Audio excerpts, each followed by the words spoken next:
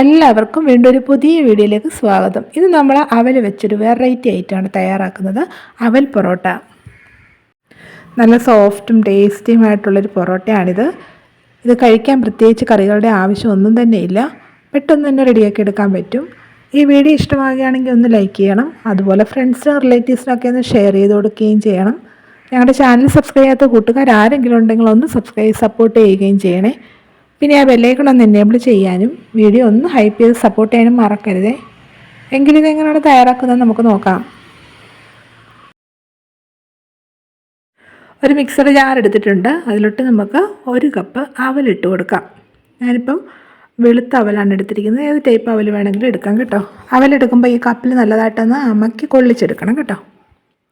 ഇതിന് നമുക്ക് നല്ലതായിട്ടൊന്ന് പൊടിച്ചെടുക്കാം. ഇതുപോലെ നല്ല നൈസായിട്ട് നമ്മൾ പൊടിച്ചെടുത്തിട്ടുണ്ട്. ഈ പൊടിച്ചെടുത്ത അവൽ നമുക്ക് സൈഡിലോട്ട് മാറ്റി വെക്കാം. ഇനി നമുക്ക് വേണ്ടത് ഉരുളക്കിഴങ്ങാണ്. ഇതുപോലെ മീഡിയം സൈസിലുള്ള 2 ഉരുളക്കിഴങ്ങ് തൊലിയൊക്കെ കളഞ്ഞ് നമ്മൾ കഴുകിയെടുത്ത് വെച്ചിട്ടുണ്ട്. ഇത് ചെറുതായിട്ടുണ്ടല്ലോ, ഒന്ന് ഗ്രേറ്റ് ചെയ്തെടുക്കണം. ഉരുളക്കിഴങ്ങ് ഗ്രേറ്റ് ചെയ്ത് വെള്ളത്തിലിട്ട് വെച്ചിട്ടുണ്ട്, അല്ലെങ്കിൽ അതങ്ങ് കറുത്ത് പോകും. എന്നിട്ട് നല്ലതായിട്ടൊന്ന് പിഴിഞ്ഞെടുത്ത് വെക്കണം. സ്റ്റവ് കത്തിച്ചൊരു പാൻ സ്ഥലോട്ട് വെച്ച് കൊടുത്തിട്ടുണ്ട്. ഇതിലോട്ട് നമുക്ക് 1 ടേബിൾ സ്പൂൺ എണ്ണ ഒഴിച്ച് കൊടുക്കാം. എണ്ണ നല്ലതായിട്ട് ചൂടായി വരുമ്പോൾ 1/2 ടീസ്പൂൺ ജീരകം ഇട്ടൊന്ന് പൊട്ടിച്ചെടുക്കണം.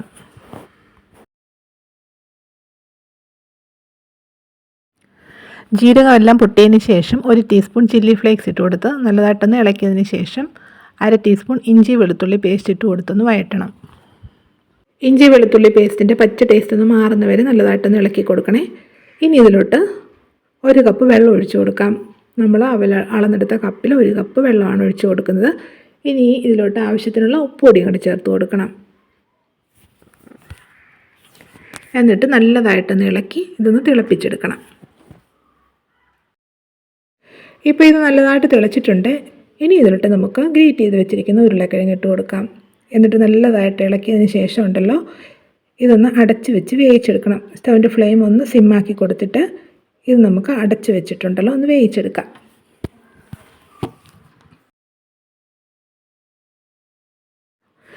ഇത് അടച്ച് വെച്ച് വേവിക്കാൻ തുടങ്ങിയിട്ട് ഇപ്പോൾ ഒരു 6 മിനിറ്റോളം ആയിട്ടുണ്ട് കേട്ടോ. ഇപ്പോൾ ഈ ഉരുളക്കിഴങ്ങൊക്കെ നന്നായിട്ട് വെന്തിട്ടുണ്ട്. നമുക്കൊന്ന് തുറന്ന് നോക്കാം. നല്ലതായിട്ട് ഇത് വെന്തിട്ടുണ്ട്.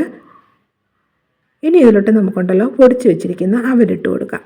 അവലിട്ട് കൊടുത്ത് നല്ലതായിട്ട് ഇളക്കി ഇതിലെ വെള്ളം എല്ലാം ഒന്ന് വറ്റിച്ചെടുക്കണം. വെള്ളം എല്ലാം വറ്റി ഇത് നല്ലതായിട്ടൊന്ന് ഉരുണ്ട് വരുന്ന പരുവം വരെ ഇതൊന്ന് ഇളക്കാം. പെട്ടെന്ന് തന്നെ ആയിക്കിട്ടും കേട്ടോ.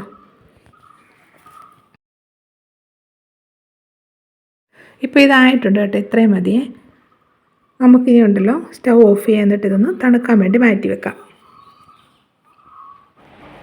ഇപ്പോൾ നല്ലതായിട്ട് തണുത്തിട്ടുണ്ട്. ഇനി നമ്മൾ ഇതിലോട്ട് ചേർക്കുന്നത് ഗോതമ്പ് പൊടിയാണ്. 1/2 കപ്പ് ഗോതമ്പ് പൊടിയാണ് നമ്മൾ ഇതിലോട്ട് ചേർത്ത് കൊടുക്കുന്നത്. എന്നിട്ടിത് നല്ലതായിട്ടൊന്ന് കുഴച്ചെടുക്കണം. ചപ്പാത്തി മാവിൻ്റെയൊക്കെ പരുവത്തിലൊന്ന് കുഴച്ചെടുക്കണം കേട്ടോ. ലൂസായിട്ട് തോന്നുകയാണെങ്കിൽ സ്വല്പം കൂടെ പൊടി ചേർത്ത് കൊടുക്കാം. നമ്മൾ നല്ലതായിട്ട് കുഴച്ചെടുത്തിട്ടുണ്ട്. നല്ല സോഫ്റ്റായിട്ടുള്ള മാവാണ്. ഇനി ഇതിൽ നിന്ന് കുറേശ്ശെ എടുത്തിട്ട് നമുക്കൊന്ന് ഉരുട്ടിയെടുക്കാം.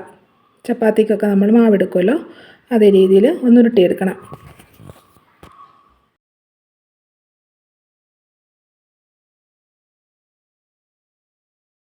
ഇനി ഇതൊന്ന് പരത്തിയെടുക്കാം. ഗോതമ്പ് പൊടിയിലോട്ടൊന്ന് മുക്കിയതിന് ശേഷം ചപ്പാത്തി പലകെ വെച്ച് കൊടുത്തിട്ട് നമുക്കിത് കട്ടി കുറച്ചൊന്ന് പരത്താം.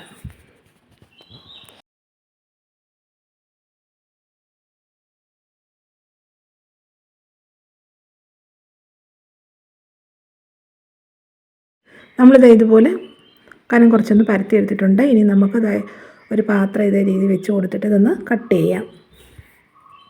ഇതുപോലെ പാത്രമോ അല്ലെങ്കിൽ അടപ്പോ എന്ത് വേണമെങ്കിലും വെച്ച് കട്ട് ചെയ്തെടുക്കാം കേട്ടോ. സൈഡിലുള്ള മാവ് നമുക്ക് വീണ്ടും ഉരുട്ടി പരത്തിയെടുക്കാം കേട്ടോ.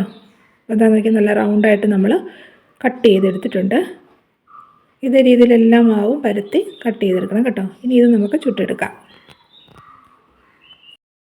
സ്റ്റവ് കത്തിച്ച് നമ്മൾ പാൻ വെച്ച് കൊടുത്തിട്ടുണ്ട്. ഇപ്പോൾ നല്ലതായിട്ട് ചൂടായി. ഇതിലോട്ട് നമുക്ക് പരത്തിയതിട്ട് കൊടുക്കാം. സാധാരണ നമ്മൾ ചപ്പാത്തി ചുടുന്ന മാതിരി ഇത് ചുട്ടെടുക്കണം കേട്ടോ. തിരിച്ച് മറിച്ചൊക്കെ ഇട്ട് കൊടുത്ത് 2 സൈഡും നല്ലതായിട്ടൊന്ന് ചൂടായി വരുമ്പോൾ മുകളിലോട്ട് എണ്ണ തേച്ച് കൊടുക്കണം. എണ്ണയ്ക്ക് പകരം നെയ്യ് വേണമെങ്കിലും നമുക്ക് യൂസ് ചെയ്യാം. ഇപ്പോൾ നോക്കിക്കേ, ഒരു പൊറോട്ട റെഡി ആയിട്ടുണ്ട്. നല്ല അടിപൊളിയായിട്ട് കിട്ടിയിട്ടുണ്ട്. ഇതേ രീതി ബാക്കിയുള്ളതെല്ലാം ചെയ്തെടുക്കണം. അപ്പോൾ എല്ലാ പൊറോട്ടയും നമ്മൾ ഉണ്ടാക്കിയെടുത്തിട്ടുണ്ട്. നല്ല സോഫ്റ്റും ടേസ്റ്റിയുമായിട്ടുള്ള കിടിലൻ ഒരു പൊറോട്ടയാണ് കേട്ടോ. എല്ലാവരും ഒന്ന് ഉണ്ടാക്കി നോക്കണം. നിങ്ങൾക്ക് എല്ലാവർക്കും ഇത് ഇഷ്ടമാകും. ഉണ്ടാക്കി നോക്കിയിട്ട് നിങ്ങളുടെ അഭിപ്രായങ്ങൾ കമൻറ്റ് ചെയ്യാൻ മറക്കരുതേ.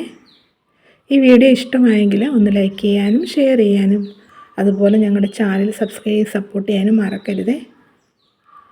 വീണ്ടും ഇതുപോലെ പുതിയ വീഡിയോ ആയിട്ട് വരുന്നതായിരിക്കും. Bye bye.